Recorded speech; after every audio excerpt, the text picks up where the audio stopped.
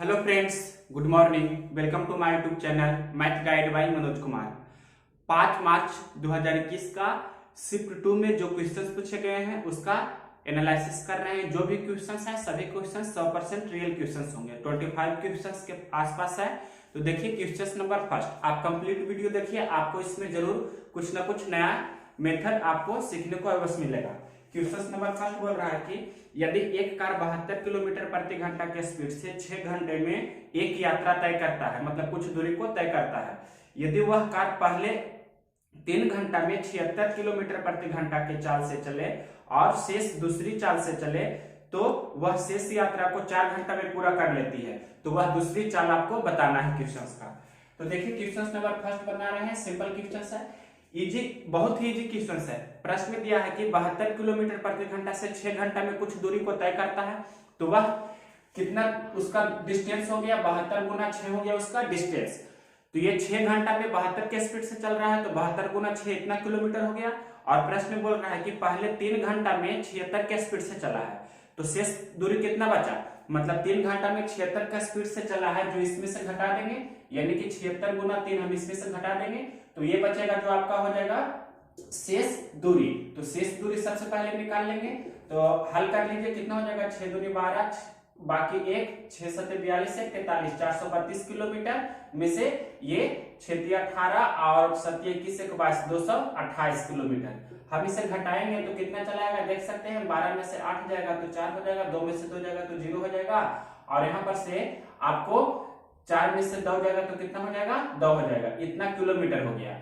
अब आपको प्रश्न में बोल रहा है कि जो शेष दूरी है उसको 4 घंटा में तय करता है, मतलब ये 204 किलोमीटर को 4 घंटा में तय करता है। तो 4 घंटा में तय करता है, तो ये चाल, अब शेष जो बचा दूसरा चाल, मतलब सेकेंड स्पीड क्या हो जाएगा, दूसरा चाल क्या रह जाएगा, तो चाल बराबर दूरी बटा समय, यानी कि 204 किलोमीटर बटा कितना, 4 घंटा। ये कैंसिल हो जाएगा, 51 बार में हो रहा है कैंसिल, तो 51 किलोमीटर वह शेष दूरी को 51 के स्पीड से तय कर लेगा। ये आपके प्रश्न का आंसर हो जाएगा। नेक्स्ट क्वेश्चन देखिए, question number second. Question number second कह रहा है कि राम और श्याम किसी काम को 10 दिन में, श्याम और राजू उसी काम को 15 दिन में, राजू और राम उसी काम को 12 दिन में करता है, तो तीनों मिलकर, मतलब राम, श्याम और राजू मिलकर उसी काम को कितना दिन में पूरा करेंगे। तो ये बहुत ही इजी क्वेश्चन होता है, आपको पता होना चाहिए। 10, 15, 12 का एलसीएम होगा, मतलब 60 यूनिट हमें टोटल काम करना है। तो राम और श्याम कितना की क्षमता से काम करेगा, तो 6 की क्षमता से काम करेगा। उसी प्रकार से श्याम और राजू 15 चौके 4 की क्षमता से काम करेगा, और राजू और श्याम कितना की क्षमता से काम करेगा, तो 12 25 60 5 की क्षमता से। अब टोटल को जोड़ देंगे क्षमता को, तो 6 4 10 5 15, मतलब 15 हो जाएगा, मतलब 2 राजू 2 श्याम, इस प्रकार से 2a + 2b + 2c होता है उस प्रकार से, तो 2 से भाग दे देंगे, मतलब 15/2 हो जाएगा, इसका क्या क्षमता हो जाएगा। राम, श्याम और राजू, कहने का मतलब 7.5 की क्षमता से काम करेंगे। तो ये कितना दिन इन्हें लगेगा, तो 60 यूनिट काम करना है 7.5 की क्षमता से, तो 7.5 की क्षमता से मतलब 15/2, यही आपके प्रश्न का आंसर होगा। हल कर देते हैं इस प्रकार से, तो ये 15 चौके 60 और ये 2 ऊपर चला जाएगा, यानी कि 4 गुना 2, तो आपका आंसर हो जाएगा कितना, 8 दिन। यही आपके प्रश्न का आंसर हो जाएगा। नेक्स्ट क्वेश्चन देखिए, क्वेश्चन नंबर आपका थर्ड। क्वेश्चन नंबर देखिए थर्ड, ये बोल रहा है कि किसी वर्ग में 80% विद्यार्थी पास होते हैं और 30 विद्यार्थी फेल होते हैं, तो कुल कितने विद्यार्थी हैं। प्रश्न में दिया है 30 विद्यार्थी फेल होते हैं और 80% पास होते हैं, तो 80% पास होते हैं कहने का मतलब 20% फेल होते हैं, तो 20% का वैल्यू आपके प्रश्न में कितना दिया है, 30 विद्यार्थी। इस प्रकार से 30 विद्यार्थी आपके प्रश्न में फेल हो रहा है, ये दिया गया है, यानी कि 20% का वैल्यू दिया है 30%, 30 विद्यार्थी। तो 1% का वैल्यू निकाल सकते हैं, यहाँ पर से 1% का वैल्यू निकालेंगे तो कितना होगा, 30/20, और टोटल का मतलब होता है 100%, तो 100% का वैल्यू कितना हो जाएगा, 30/20 गुना 100। तो इस प्रकार से आपका आंसर कितना चला आएगा, 150 विद्यार्थी, मतलब टोटल कितना विद्यार्थी था, 150। ये क्वेश्चन नंबर आपका था थर्ड। फोर्थ नंबर क्वेश्चन देखिए, फोर्थ नंबर क्वेश्चन बोल रहा है कि माधव और नीलेश की वर्तमान आयु 6:5 है, उनकी आयु का योगफल 44 वर्ष है, तो 15 वर्ष बाद उनकी आयु का अनुपात बताइए। मतलब एक माधव है और एक क्या है, नीलेश है। माधव और नीलेश के अभी वर्तमान आयु का आपके प्रश्न में अनुपात दिया है 6:5, तो इनका योगफल कितना हो जाएगा, यहाँ पर से रेशियो में योगफल कितना हो जाएगा 6, 5, 11। तो प्रश्न में दिया है दोनों का योगफल कितना है 44 वर्ष। यहाँ दोनों का योगफल मतलब 11 यूनिट का वैल्यू 44 वर्ष आपके प्रश्न में दिया है। तो 1 यूनिट का वैल्यू कितना होगा 4, 11 में 4 से गुना करने पर 44 हो रहा है, तो 5 में भी 4 से गुना करेंगे और 6 में भी कितना 4 से गुना करेंगे, यानी कि ये हो जाएगा 24 वर्ष का है और ये 20 वर्ष का है। तो ये आपका हो गया वर्तमान समय का। वर्तमान समय का आप निकाल लिए। प्रश्न में बोल रहा है कि 15 वर्ष बाद उनके आयु का अनुपात बताइए। प्रश्न में लिखा है 15 वर्ष बाद, तो 15 वर्ष बाद कहने का मतलब इसमें भी 15 जोड़ेंगे और इसमें भी 15 जोड़ेंगे, तो 24 15 कितना होगा 39, 20 15 कितना होगा 35, कैंसिल कर देंगे तो 33 या 39, या यहाँ कैंसिल नहीं होगा तो इतना ही रहने दीजिए, मतलब 39:35 ही आपके प्रश्न का आंसर हो जाएगा। 39:35। अगर जो कैंसिल होता है तो कैंसिल करेंगे, ये 3 से कैंसिल होता है, ये 3 से कैंसिल नहीं होता है, तो इतना ही आपके प्रश्न का आंसर हो जाएगा। क्वेश्चन नंबर 4 के बाद देखिए 5 नंबर क्वेश्चन। क्वेश्चन नंबर 5 देखिए सिंप्लीफिकेशन का है। तो सबसे पहले इसे पूर्णांक तोड़ देते हैं। 721 से कितना हो जाएगा ये 22/7। 721 से 22/7 ये गुना करेंगे तो ये हो जाएगा 21/22 और ये प्लस है, ऐसे ही रहने देते हैं। 3/2 माइनस ये भी कितना है 3/2 ही है और गुना ये कितना हो जाएगा 4/6। अब सिंप्लीफाई कर दीजिए तो ये 22 से 22 कैंसिल हो जाएगा। कहने का मतलब प्लस के पहले एक ग्रुप है और प्लस के बाद एक ग्रुप है। इस प्रकार से आप इसे हल कर सकते हैं सिंपल वे में। तो यहाँ पर से 721 मतलब प्लस के पहले वाला वैल्यू 3 हो गया और इधर हल करते हैं तो पहले गुना का हल करेंगे इसमें, तो गुना को हल कीजिए मतलब 3 दूनी 6 यहाँ हो जाएगा और 2 दूनी 4 से 4 कैंसिल हो जाएगा।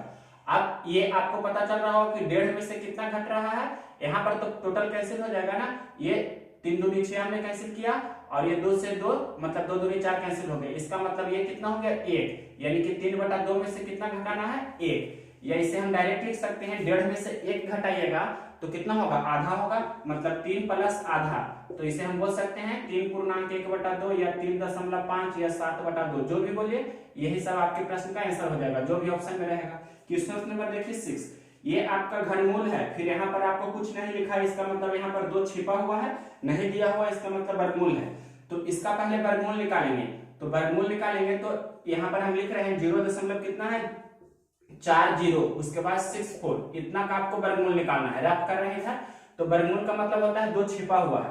अब अगर जो हम दशमलव हटा देंगे यहाँ पर से, दशमलव हटाएंगे तो कितना हो जाएगा 40, ये तो रहेगा ही, और 64 एक पर कितना जीरो हो जाएगा 6 जीरो नीचे में हो जाएगा। तो इसके बाद देखिए यहाँ पर 64 का वर्गमूल तो 8 हो जाएगा और ये 6 जीरो के बदले कितना हो जाएगा 3 जीरो, मतलब इसका वर्गमूल जो होगा आपका फाइनल 8/1000। तो 8/1000 को हम लिखेंगे 0.008 लिख सकते हैं। तो यहाँ पर डायरेक्ट लिख रहे हैं, इसका वर्गमूल कितना हो गया, इसका वर्गमूल हो गया इतना का हल किए तो इसका सिंप्लीफिकेशन करके कितना हो गया 0.008। इसके बाद अब इसका घनमूल निकालना है, तो घनमूल कैसे निकालते हैं आपको पता रहना चाहिए। इसे 8/1000 समझने के लिए आपको लिखकर बता देते हैं। 8/1000 हम लिख देते हैं। अब 8 का घनमूल 2 होता है और 1000 का घनमूल कितना होगा 10, तो 2/10 कहने का मतलब कितना हो जाएगा 0.2 ही आपके प्रश्न का आंसर होगा। नेक्स्ट क्वेश्चन देखिए 6 के बाद 7 नंबर क्वेश्चन। क्वेश्चन नंबर देखिए 7 नंबर क्वेश्चन है। √7 का मान 2.64 दिया है, तो इसका वैल्यू पूछ रहा है। तो √7 के जगह पर हम कितना रख सकते हैं 2.64, कहने का मतलब 2.64 गुना 5 बटा नीचे में कितना हो जाएगा, दोनों को जोड़ दीजिए तो 8 4 12 के 2 बाकी 1 7 4 11 7 2 9 और 1 कितना हो जाएगा 10, मतलब 10.2 हो गया। इन दोनों को हमने जोड़ा तब। अब ऊपर गुना कर देते हैं 5 से, तो गुना कीजिए 5 चौक 20 के 0 बाकी 2 6 5 30 और 2 32 के 2 बाकी 3 5 2 10 और 3 13, एक दवा अंक पर दशमलव देंगे 13.2 बटे कितना हो गया 10.2। तो ये दशमलव के बाद अंक के बाद 0 होता है तो इसका वैल्यू नहीं होता है, इसे हम हटा भी सकते हैं। यानी कि दशमलव के बाद एक अंक और दशमलव के बाद इधर भी एक अंक है, दशमलव कैंसिल हो जाएगा, यानी कि 132 बटा कितना हो गया 102, इसे कैंसिल भी कर सकते हैं। तो ये कितना हो जाएगा 2 बार इसे हम कैंसिल कर रहे हैं तो कितना हो जाएगा 2 6 12 1 और 2 66 बार में और ये 51 बार में।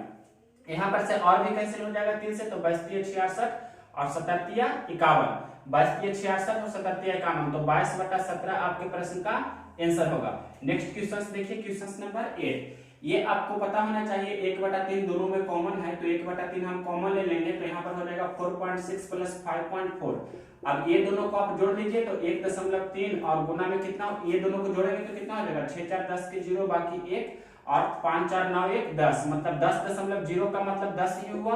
तो 1.3 में 10 से गुना करेंगे तो कितना होगा 130, और एक के बाद दशमलव यानी कि 13.0 का मतलब 13। आपके प्रश्न का आंसर कितना हो जाएगा 13। क्वेश्चन नंबर 8 के बाद देखिए 9 नंबर क्वेश्चन नंबर देखिए 9। एचसीएफ ऑफ कितना आपको निकालना है, तो एचसीएफ निकालना है तो भिन्नों का मासा बराबर होता है अंशों का मासा बटा हरों का लासा। यानी कि आपको एचसीएफ किसका निकालना है, 1 का, 2 का, 3 का और 4 का, और एलसीएम किसका निकालना होगा, हर वाले का। दैट मींस 2 3 4 और 5। बहुत ही इजी क्वेश्चन है। तो 1 2 3 4 का एचसीएफ सभी अलग अलग संख्या है तो इसका कॉमन फैक्टर 1 होगा, तो इसका एचसीएफ 1 हो जाएगा। एलसीएम क्या हो जाएगा, तो 2 4 का एलसीएम 4 4 3 12 12 5 कितना हो जाएगा 60। बहुत इजी क्वेश्चन था। क्वेश्चन नंबर देखिए 9 के बाद 10। ये आपको 16/19 14/17 4/5 को असेंडिंग ऑर्डर बढ़ते क्रम में लिखना है। तो अंतर समान यहाँ पर कर लेते हैं। 16 और 19 का अंतर 3 है, यहाँ पर 14 और 17 यहाँ भी अंतर कितना है, यहाँ भी अंतर 3 है, 4 और 5 यहाँ अंतर 1 है। तो अंतर समान कर लेते हैं। तो यहाँ 1 में हम 3 से गुना करेंगे, दैट मींस इसमें भी 3 से कर रहे हैं, इसमें भी 3 से कर रहे हैं। तो ये आपका कितना हो, ये कितना हो गया 4 या 12 बटा कितना हो गया 5 या 15। अब 12/15 हो गया। यहाँ आपको दिख रहा है यहाँ भी अंतर कितना है, 3 का अंतर है। तो सभी जगह अंतर जब समान है और अंश है जो हर से हमेशा छोटा है, 12/15 14/17 16/19, यानी कि आपको देखना चाहिए कि डिफरेंस यानी कि अंतर हमेशा सब जगह क्या है, सेम है। और एक चीज और दिख रहा है आपको कि जो अंश है वो हर से क्या है, छोटा है। That means numerator is less than denominator. तो इस स्थिति में जिसका अंश बड़ा होता है वो भी बड़ा होता है। तो कौन बड़ा है, 16 14 और 12 में कौन बड़ा है, 16 बड़ा है, तो 16/19 हो जाएगा। बढ़ते क्रम में लिखना है तो सबसे पहले सबसे छोटा लिखिएगा। तो सबसे छोटा कौन है, 12 14 16 में सबसे छोटा ये वाला है। तो क्या लिखेंगे 12/15। 12/15 कहने का मतलब 4/5 लिखेंगे। इसके बाद क्या लिखेंगे, ये 14/17। इसके बाद कौन लिखेंगे, ये वाला 16 कितना है 19। यही आपके प्रश्न का आंसर हो जाएगा इंक्रीजिंग ऑर्डर में। बढ़ते क्रम में लिखना था तो ये आपका जो भी ऑप्शन होगा वो आंसर होगा। क्वेश्चन नंबर 10 के बाद देखिए 11 नंबर क्वेश्चन नंबर देखिए 11। a/3 b/4 c/7 बराबर में है, तो a + b + c/c का मान पूछ रहा है। तो यहाँ पर से रेशियो क्लियरली दिख रहा होगा कि a और b और c का रेशियो है 3:4:7। तो a + b + c क्या हो जाता है, 3 + 4 + 7। मतलब इसमें आपको सिर्फ मान धरना है और कुछ नहीं करना है।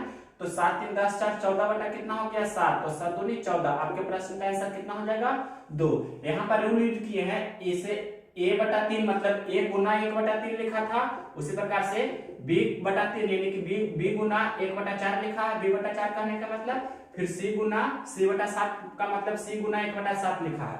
तो जब 2 या 2 से अधिक राशि बराबर के रूप में रहता है तो उनके बीच अनुपात प्रकट करने के लिए क्या करते हैं, उनके गुणांक कोफिशिएंट को उलट देते हैं। तो 1/3 है ये का गुणांक, तो ये 3/1 हो जाएगा। मतलब 3, ये 1/4 है तो 4/1 हो गया, ये 1/7 है तो 7/1 हो गया। जिसे हम 3 4 7 हमने डायरेक्ट लिखा। ये आपको इतना समझाने के लिए लिखा, इसे आपको ऐसे ही बनाना है। क्वेश्चन नंबर देखिए 12। ये पहले स्मॉल ब्रैकेट का हल करेंगे तो 7 3 10 12 10 कितना हो गया 22, ये 22 हो गया। और 2 + 22 ये कितना हो गया 24 हो गया।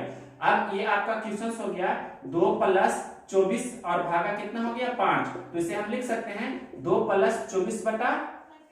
24/5 को आप डेसिमल में अगर जो लिखना चाहे तो ऊपर नीचे 2 से गुना कर देंगे तो 2 + 4.8 हो जाएगा। और इसे हम बोल सकते हैं कि 6.8 आपके प्रश्न का आंसर हो जाएगा। क्वेश्चन नंबर देखिए 13। इसका माध्यिका दैट मींस मीडियन निकालना है। तो मीडियन कैसे निकालते हैं, या तो असेंडिंग ऑर्डर में लिखिए या डिसेंडिंग ऑर्डर में लिखिए।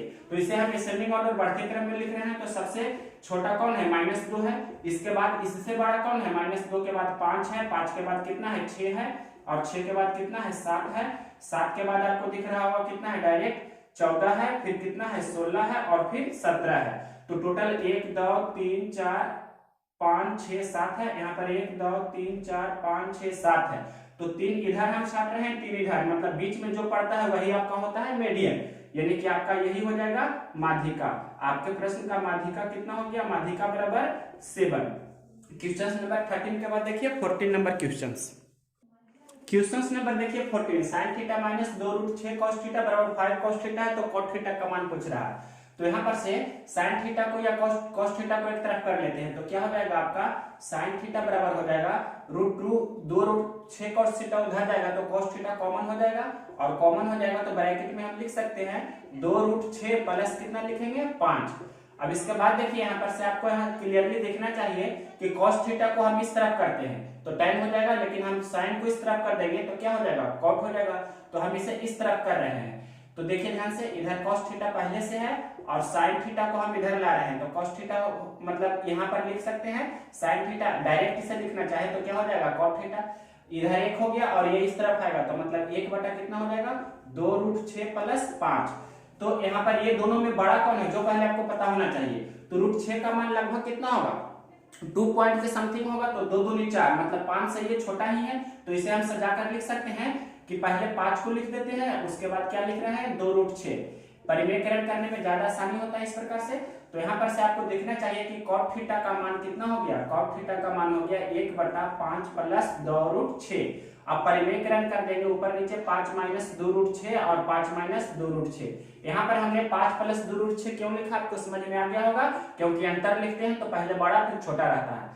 अब हल कर देंगे इसे तो 5 माइनस 2√6 तो ऐसे ही रहेगा और नीचे 5 का स्क्वायर और क्या हो जाएगा 2√6 का स्क्वायर, तो 5 का स्क्वायर 25 होता है, ये कितना हो जाएगा 2 दूनी 4 और 4 छक 24, तो 25 में से 24 जाएगा तो नीचे तो 1 हो गया ना, मतलब आपका 5 माइनस 2√6 बटा 1, तो आपका आंसर कितना हो गया 5 माइनस 2√6। यही आपके प्रश्न का आंसर हो जाएगा 5 माइनस 2√6। नेक्स्ट क्वेश्चन देखिए, क्वेश्चन नंबर 15। क्वेश्चन नंबर देखिए 15। साइन थीटा का मान 4/5 है और theta does not belongs to first quadrant, यानी कि इस प्रकार से क्वाड्रेंट होता है first quadrant, second quadrant, third quadrant और क्या फोर्थ क्वाड्रेंट। तो थीटा है जो फर्स्ट क्वाड्रेंट में नहीं पड़ रहा है, मतलब थीटा इसमें नहीं है। और साइन थीटा पॉजिटिव किसमें होता है, तो साइन थीटा या तो मतलब इसमें तो सभी पॉजिटिव होता है, sine theta cos theta tan theta यानी कि छोर त्रिकोणमिति अनुपात जो होता है सभी पॉजिटिव होता है, और इसमें भी साइन थीटा क्या होता है प्लस में होता है, और इसमें साइन थीटा क्या होता है माइनस में होता है, और चौथा में भी साइन थीटा क्या होता है माइनस में। इसमें tan कोट पॉजिटिव होता है, इसमें कॉस और सेक पॉजिटिव होता है। तो पहला में नहीं है थीटा, इसका मतलब दूसरा में थीटा है। तो आपको प्रश्न में बोल रहा है कि cos थीटा का मान कितना होगा, तो sin थीटा है 4/5, तो कहने का मतलब sin थीटा को हम 4/5 इस प्रकार से लिख रहे हैं, मतलब लंब बटे कर्ण। तो लंब हो गया 4, कर्ण हो गया कितना, लंब हो गया 4, कर्ण हो गया 5, तो आधार यहाँ से कितना हो गया 3। तो आपको cos थीटा पूछ रहा है, तो cos थीटा का मान होता है cos मतलब आधार बटे कर्ण, तो आधार 3 और कर्ण 5, लेकिन चिन्ह क्या होगा, तो दूसरा चतुर्थांश में सेकंड क्वाड्रेंट में cos थीटा क्या होता है, यहाँ पर cos थीटा यहाँ पर होता है नेगेटिव में, और cos थीटा यहाँ पर होता है क्या पॉजिटिव में, और फर्स्ट में भी cos थीटा क्या होता है पॉजिटिव में, थर्ड क्वाड्रेंट में cos थीटा क्या होगा नेगेटिव में। तो सेकंड क्वाड्रेंट की बात कर रहे हैं, तो सेकंड क्वाड्रेंट में cos थीटा नेगेटिव में होगा, तो आपका आंसर कितना हो जाएगा cos थीटा का मान -3/5। क्वेश्चन नंबर 15 था। इसके बाद देखिए 16 नंबर क्वेश्चन नंबर देखिए 16। 3 घंटे एक दिन का कितना परसेंट होता है, तो एक दिन में कितना घंटा होता है, एक दिन में होता है 24 घंटा, तो 3 घंटा है जो 24 घंटा का कितना परसेंट है, दैट मीन्स 3/24 निकालने के लिए गुना 100, ये आपके प्रश्न का आंसर हो जाएगा। तो 3 एकम 3 और 3 8 24, 1/8 का मतलब होता है 25% का मतलब 1/4, 25% का आधा 12.5%, तो 12.5% का वैल्यू कितना हो जाएगा आपका 1/8, जिसे आप 12.5% भी लिख सकते हैं। यही है जो 3 घंटे एक दिन का 12.5% है। क्वेश्चन नंबर ये था आपका 16 के बाद देखिए 17। 8/9 का दशमलव रूप क्या होता है, तो 1/9 का मतलब क्या होता है, 1/9 का मतलब होता है 0.11, तो 8/9 आपसे प्रश्न में पूछ रहा है, तो 8/9 का मतलब क्या हो जाएगा, इसमें 8 से गुना किए हैं अंश में, तो इधर भी 8 से गुना करना होगा, दैट मीन्स 0.88। इसी तरह से आपको बनाना है, या मेथड सेकंड तो आप जानते होंगे कि 9 में इस तरह 8 से भाग देंगे, तो पहले दशमलव देंगे यहाँ पर 0, फिर 9 8 72 और फिर यहाँ पर से 8 हो जाएगा, और फिर अपने मन से 0 देंगे क्योंकि दशमलव लिखा हुआ है, फिर 9 8 72, मतलब इस प्रकार से कंटिन्यू रहेगा और आगे चलते रहेगा। तो 0.88 आपके प्रश्न का आंसर होगा दशमलव रूप में 8/9 का। 17 के बाद देखिए 18 नंबर क्वेश्चन बहुत ही इंपॉर्टेंट है, डोमेन ऑफ साइन थीटा। तो साइन थीटा का वैल्यू आपको पता होना चाहिए, ग्राफ हम ड्रा कर देते हैं। साइन थीटा का इस प्रकार से आपका क्या होता है, कर्व होता है, साइन थीटा का इस प्रकार से कर्व होता है। तो यहाँ पर ये हम लिख रहे हैं एक्स एक्सिस और ये एक्स डैश है, मतलब एक्स एक्स डैश, और ये क्या है बाई है और नीचे बाई डैश है। तो आपको पता होना चाहिए साइन थीटा का मैक्सिमम वैल्यू मतलब कितना से कितना के बीच होता है। तो यहाँ पर -1 और यहाँ +1, -1 से +1 के बीच में होता है, और यहाँ पर 0 होता है। यहाँ पर लिख देते हैं कितना पाई, और यहाँ पर आपका कितना पर एक होता है साइन थीटा, तो यहाँ पर बता रहे हैं ये π/2 यानी कि 90 डिग्री जिसे बोलते हैं।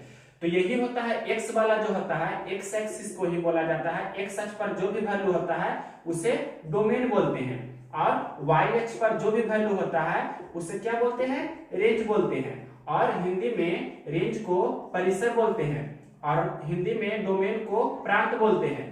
तो आपको क्लियरली दिख रहा होगा कि डोमेन ऑफ साइन थीटा, तो साइन थीटा का डोमेन आपको क्या दिख रहा है, मतलब ये तो माइनस अनंत है और ये प्लस अनंत है इस प्रकार से एक्स अक्ष पर।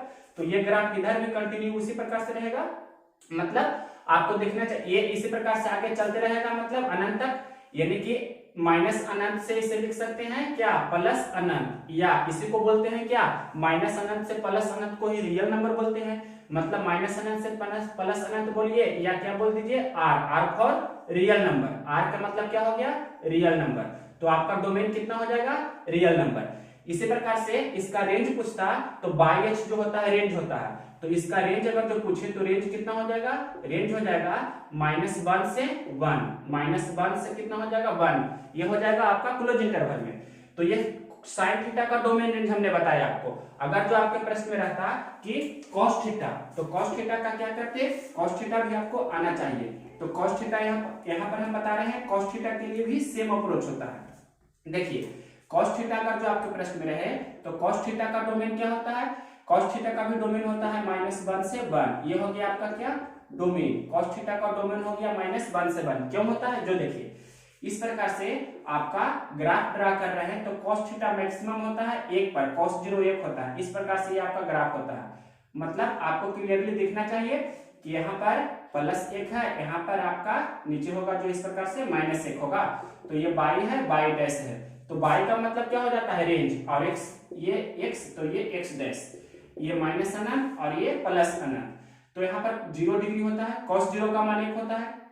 तो आपको पता होना चाहिए कि cos 0 पर मतलब 0 डिग्री पर cos मैक्सिमम होता है। तो अगर जो cos का रेंज पूछे, cos थीटा का अगर जो रेंज पूछे, तो रेंज आपका क्या हो जाएगा, रेंज हो गया ये वाला, मतलब -1 से 1।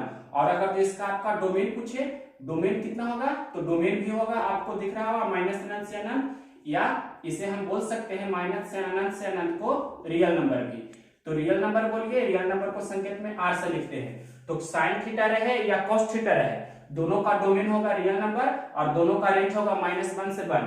लेकिन आपके प्रश्न में अगर जो रहे tan थीटा, तो tan थीटा का क्या होता है, tan थीटा का होता है -अनंत से प्लस अनंत, उसका भी।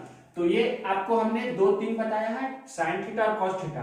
अगर जो आपके प्रश्न में इनवर्स वाला पूछे, तो इनवर्स का भी हमने बताया हुआ है। जैसे यहाँ पर लिख रहे हैं कि sine inverse x, sine inverse x का डोमेन अगर जो पूछे और इसका रेंज, तो साइन इनवर्स x का डोमेन क्या होता है, ये -1 से 1 होता है, और रेंज होता है -90 से +90, ये क्लोज इंटरवल में होता है। उसी प्रकार से अगर जो आपके प्रश्न में कॉस इनवर्स x का डोमेन पूछे, तो ये भी होता है -1 से 1, लेकिन यहाँ इसका रेंज होता है 0 से कितना होता है पाई, 0 से कितना होता है पाई, मतलब 0 से 180 डिग्री के बीच में।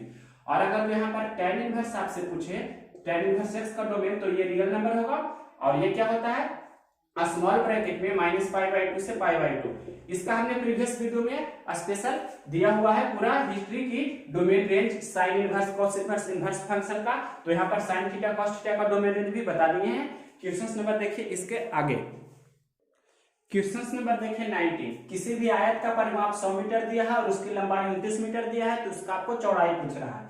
तो परिमाप का मतलब जानते हैं, ये लंबाई है ये चौड़ाई है, तो परिमाप होता है 2 × लंबाई प्लस चौड़ाई बराबर कितना है 100। तो यहाँ पर से लंबाई प्लस चौड़ाई कितना हो जाएगा 100/2। कहने का मतलब लंबाई और चौड़ाई का योगफल कितना है 50, जिसमें से लंबाई आपको कितना दिया है 29, तो चौड़ाई कितना होगा, यानी कि 29 में कितना जोड़े की 50 हो जाए, तो 29 से 30 और 20 50, यानी कि बी का मान कितना हो जाएगा 21। तो आपके प्रश्न का आंसर हो जाएगा चौड़ाई कितना हो गया 21, यही आपका आंसर हो जाएगा। इसके बाद देखिए क्वेश्चन नंबर 19 के बाद 20 नंबर क्वेश्चन। ये क्वेश्चन है कि यदि किसी वृत्त के केंद्र पर मापा गया कोण 135 डिग्री का है तो यह वृत्त के कितने भाग का है।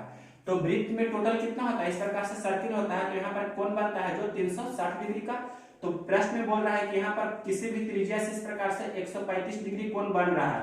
तो ये 135 डिग्री जो है 360 डिग्री का कितना भाग है, मतलब कौन सा भाग है। तो ये किस प्रकार से निकालते हैं, तो 135 बटा क्या करेंगे 360, अगर तो परसेंट पूछता तो 100 से गुना कर देते। तो हल कर दीजिए 7 5 35 से, और ये 72 5 360 और 9 3 27 9 72, मतलब 3/8 भाग। ये आपके प्रश्न का आंसर हो जाएगा।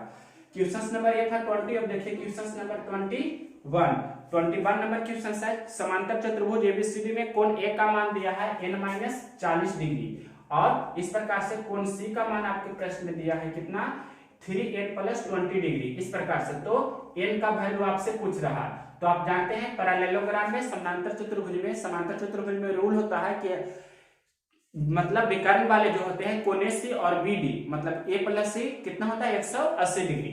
तो यहाँ पर से लिख सकते हैं कोण a + कोण c बराबर कितना होता है 180 डिग्री। तो जोड़ दीजिए, मतलब n-40 डिग्री प्लस 3n और प्लस कितना 20 डिग्री बराबर कितना हो जाएगा 180 डिग्री। तो 3n 1n 4n हो जाएगा, ये कितना हो जाएगा -20 बराबर कितना 180, और ये 4n बराबर कितना हो जाएगा -20 उधर जाएगा तो 180 + 20 कितना हो गया 200। तो n का मान कितना हो जाएगा 50 चौके 200, तो n का मान हो जाएगा 50 डिग्री। यही आपके प्रश्न का आंसर होगा। 21 के बाद देखिए 22 नंबर क्वेश्चन नंबर देखिए 22। एक सेकेंड 1 घंटे का कितना भाग होता है। तो 1 घंटे में कितना सेकेंड होता है, तो 1 घंटे में कितना होता है 3600 सेकेंड। 1 घंटा में 60 सेकेंड, तो 60 घंटा में कितना होगा, इस प्रकार से आप निकाल सकते हैं, इसमें कोई भी डाउट नहीं। 1 मिनट में कितना होता है, 1 मिनट में होता है 60 सेकेंड, और इस प्रकार से 1 घंटा में होता है कितना, 1 घंटा में होता है 60 मिनट। तो 1 मिनट में 60 सेकेंड, तो 60 मिनट में 60 गुना 60, यानी कि कहने का मतलब 3600 सेकेंड। ये आपको ध्यान रखना है, 1 घंटा में 3600 सेकेंड होता है ना, 1 घंटा में कितना होता है 3600 सेकेंड। तो क्वेश्चन है 1 सेकेंड 1 घंटा का कितना भाग है, कहने का मतलब 1/3600। इसे आपको डेसिमल में लिखना है। तो 3600 में आप 1 से भाग लगाइए तो कितना हो जाएगा दशमलव सबसे पहले, तो यहाँ 1 0 फिर 0 फिर 0 होगा, उसके बाद 0 देंगे फिर 0 देंगे, तो यहाँ अभी तक 1000 है, और यहाँ पर कितना है आपको ये 3000 है, तो अभी भी नहीं लगेगा, 1 0 और देना होगा, तो यहाँ 1 0 और देंगे। अब देखिए यहाँ पर कितना है 3600 है, यहाँ कितना है 100 है, तो अब तो लग जाएगा 36 दूनी 72, 2 बार में लग जाएगा, तो कितना लिखेंगे 7200, और घटाएंगे तो कितना हो जाएगा 72 8 80 और 20 2800 हो जाएगा। यानी कि दशमलव के बाद आपका 0 0 फिर 1 0 और 2, ये आपके प्रश्न का आंसर हो जाएगा। दशमलव के बाद 3 अंक या 4 अंक तक आपके ऑप्शन में होगा, जो भी यहाँ पर और भी लगा सकते हैं, लेकिन यही आपका आंसर मैच कर गया होगा, ऑप्शन से देख सकते हैं। क्वेश्चन नंबर ये था 22। अब देखिए 23 नंबर है 12 वस्तुओं का क्रयमूल 8 वस्तुओं के विक्रयमूल के बराबर है। मतलब 12 वस्तुओं का क्रयमूल है जो 8 वस्तुओं के विक्रयमूल के बराबर है। तो 4 दूनी 8 4 तिया 12, यानी कि क्रयमूल और विक्रयमूल का रेशियो कितना हो गया 2:3। तो मतलब 2 रुपये में खरीदता है 3 रुपये में बेचता है, तो इसे 100 पर ले लाते हैं, मतलब दोनों तरफ 50 से गुना करते हैं, तो 100 रुपये में खरीदता है 150 में बेचता है, तो कितना 50% का आपका क्या हो रहा है लाभ हो रहा है। यही आपके प्रश्न का आंसर हो जाएगा। या ऐसे भी कर सकते हैं, क्रयमूल और विक्रयमूल का रेशियो यहाँ पर से कितना हो गया 2:3। तो दिख रहा है कि 1 का प्रॉफिट हो रहा है कितना पर 2 पर, तो 1/2 गुना 100, यही आपका होगा प्रतिशत लाभ। 1/2 को हम लिख सकते हैं क्या 50%। नेक्स्ट क्वेश्चन देखिए, क्वेश्चन नंबर 24 and 5। 24 नंबर कह रहा है find the sum of angles of quadrilateral, मतलब चतुर्भुज के कोणों का योगफल बताइए। तो आप जानते हैं चतुर्भुज के कोणों का योगफल कितना होता है, चारों कोणों का योगफल 360 डिग्री, ये आपका आंसर हो जाएगा। लेकिन कैसे होता है वो आपको पता होना चाहिए। फॉर्मूला n का मान होता है 4, चतुर्भुज का मतलब यहाँ पर क्या लिखा है चतुर्भुज, तो चतुर्भुज का मतलब क्या हो गया n का मान कितना है 4। और आप जानते हैं कि किसी भी बहुभुज के अंतः कोणों का योगफल होता है n-2 गुना 180, ये होता है अंतः कोणों का योगफल का फॉर्मूला। तो यहाँ पर से n का मान कितना रखेंगे 4, तो 4 - 2 गुना कितना हो जाएगा 180, तो 2 गुना 180 कहने का मतलब कितना हो गया 360 डिग्री। तो इस प्रकार से फॉर्मूला आपको ध्यान रखना है। यहाँ तो चतुर्भुज था तो आप बता दिए, अगर तो 10 भुज रहता तो आप यहाँ पर m की जगह 10 रखते हैं, 10 में से 2 जाएगा तो कितना हो जाएगा 8, 18 गुना 8 144, तो 1440 आपका आंसर हो जाता जब यहाँ पर 10 भुज रहता तब। क्वेश्चन नंबर 24 के बाद देखिए 25, ये आपका लास्ट क्वेश्चन है। तो ये क्वेश्चन बोल रहा है 980 रुपये में 18 वस्तु बेचने से हुए हानि 4 वस्तुओं के क्रयमूल्य के बराबर है। तो ऐसे प्रश्न का हमने शॉर्टकट भी बनाया हुआ है, क्रयमूल्य के बराबर है। दैट मींस कहने का मतलब क्रयमूल्य आपका कितना है 18 वस्तु बेचने पर, तो क्रयमूल्य 18 है। और हानि का मतलब लॉस, तो हानि कितना आपके प्रश्न में हो रहा है 4 वस्तुओं के क्रयमूल्य के बराबर, यानी कि हानि कितना है 4 वस्तु का, यानी कि 4 वस्तु का हानि हुआ, यानी कि 18 क्रयमूल्य है 4 हानि है, तो विक्रयमूल्य कितना हो जाएगा 14 हो जाएगा। अब यहाँ पर से आपको प्रश्न में दिया है 980 रुपया में बेचने पर, 18 वस्तु बेचने पर ऐसा हो रहा है, तो विक्रयमूल्य 980 रुपया दिया है, तो 14 रेशियो का वैल्यू कितना है 980 रुपया, तो एक रेशियो का वैल्यू कितना हो जाएगा 1498, कितना हो जाएगा 70 रुपया। तो यहाँ पर से विक्रयमूल्य अगर जब पूछे तो 18 रेशियो का वैल्यू कितना हो जाएगा 18 गुना 70, कहने का मतलब कितना 18 7 26 से 1260 रुपया, यानी कि 18 वस्तु का आपका कॉस्ट प्राइस कितना है 1260 रुपया। तो प्रश्न में क्या पूछ रहा था कि प्रत्येक वस्तु का क्रयमूल्य बताइए, तो एक वस्तु का क्रयमूल्य कितना होगा, यही हो जाएगा 1260 बटा 18, यानी कि 18 7 26 से, तो आपका 70 रुपया ही हो जाएगा। तो ये आपके प्रश्न का आंसर हो गया। तो क्वेश्चन नंबर 25 तक हमने कंप्लीट किया है। ये आपका 5 मार्च 2021 का आरआरबी एनटीपीसी का फेज 5 का शिफ्ट 2 का एनालिसिस था। अब आपको ये 5 मार्च के बाद आपका 6 मार्च को एग्जाम नहीं हुआ है, 6 मार्च का एग्जाम नहीं हुआ है और 7 मार्च को एग्जाम हुआ है, तो 7 मार्च का हम ऑल शिफ्ट्स का या शिफ्ट 1 और शिफ्ट 2 का करके एनालिसिस करेंगे नेक्स्ट वीडियो में। अगर ये वीडियो पसंद है तो इसे लाइक करें और शेयर करें।